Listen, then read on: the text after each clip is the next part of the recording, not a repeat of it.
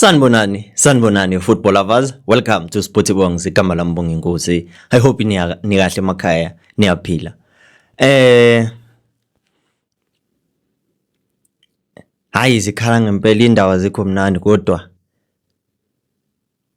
there's one thing that is positive because squad depth it is helping us especially in moments whereby we need it the most because some players get injured but we always have a backup in each and every position. Yabo, because now we saw Lilepo got injured and the injury of Istende is not that easy to deal with because we are just hoping ukuthi akusindo eserious kanga ukuthi ingamthatha ama games amaningi angadlali. Yabo, also Khanyisa Mayo hamstring yakhe hoping ukuthi naye uzobuya a recover and then he will help the team. But the good thing we do have ama backups in those positions. If Lilepo is not there, it simply means kuti Mfundo Vilakazi will play as a right winger. And Umayo, there's Ukodaro. For now, we see him as the best candidate. We still have Flavio Silva that was announced ukuthi he was injured, but he has started to train with the team. So simply means kuti naye he will make it back to the match day squad for Kaizer Chiefs. So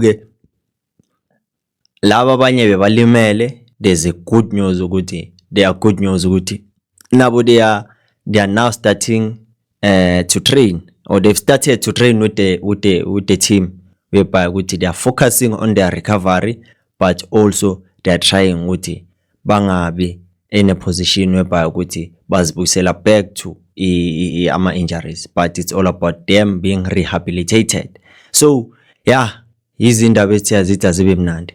But let's talk about ama situations whereby Ed Naturena are very, very important in order for us not to turn a blind eye. We saw on that game versus AS Simba Lilepo was limping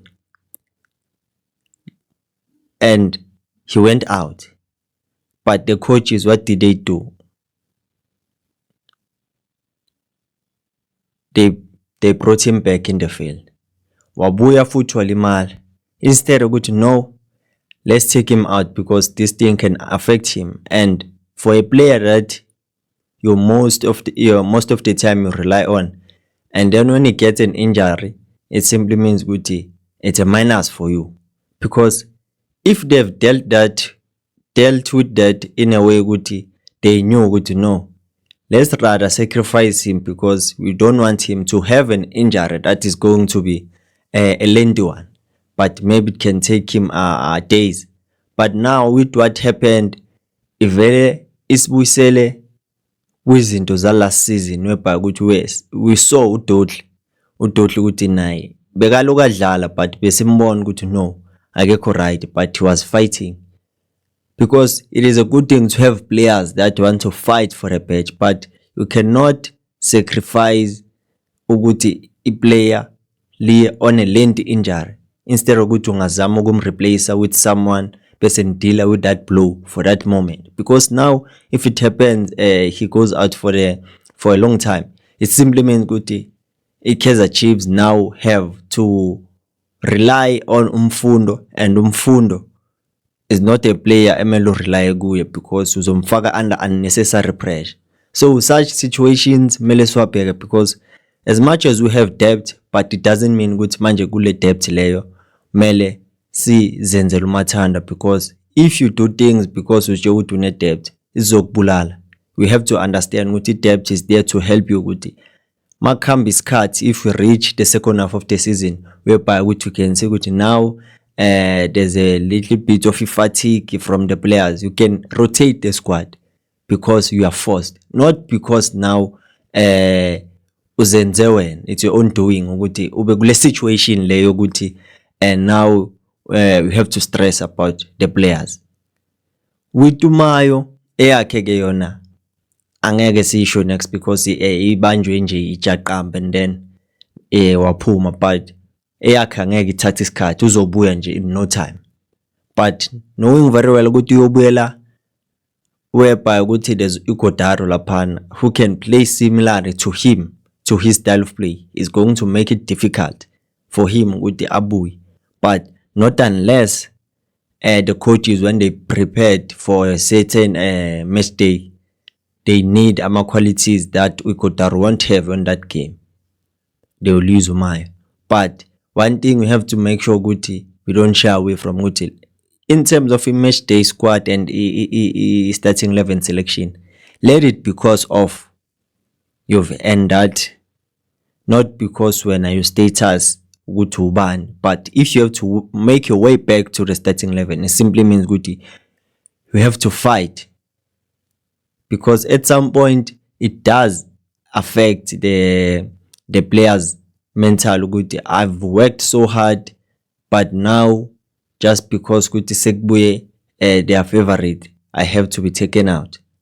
Because you can say Guti Ighodaro, yes, he hasn't played to his full potential, but you can see the glimpses with what he can offer you going forward. If a player can be able to protect the ball, dribble past as a striker, link up play, simply means good he knows what he's doing. Let him score many goals.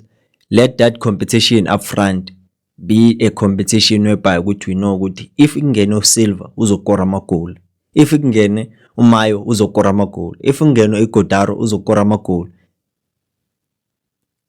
if ingeno uDupreez same thing, kanjalo. But now asifuna ukuthi sifike to a point whereby ukuthi sokhala ngani nge-favoritism and i-hard work of other players being overlooked.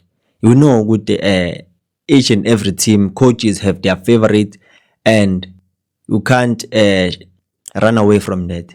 But in the ballegil is to make sure that everything must be done on merit, because that will encourage the players to do more than what they give, because they see their hard work is not being taken for granted, but they see their hard work, so that in the players' mind it does work. Okay, I'm trying so hard, so it simply means umsebenzi wami uyabonakala, let me give more.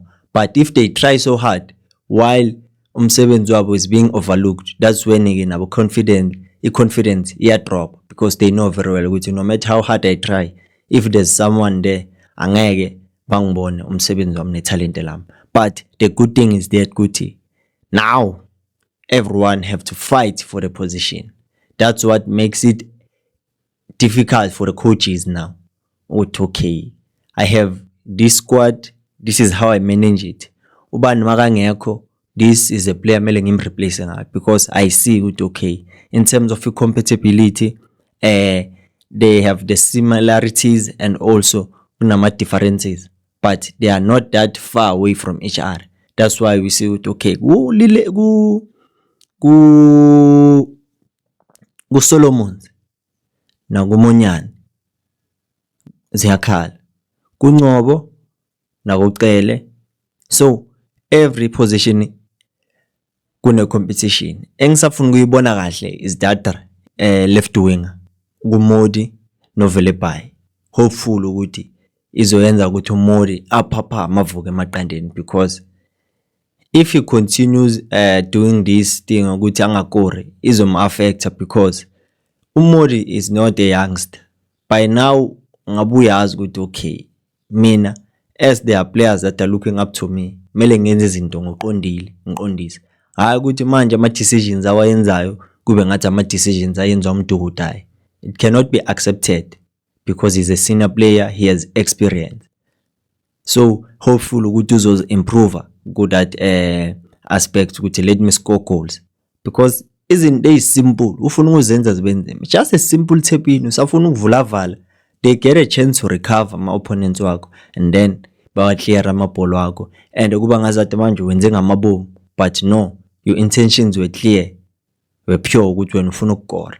But I don't know, this is it for today.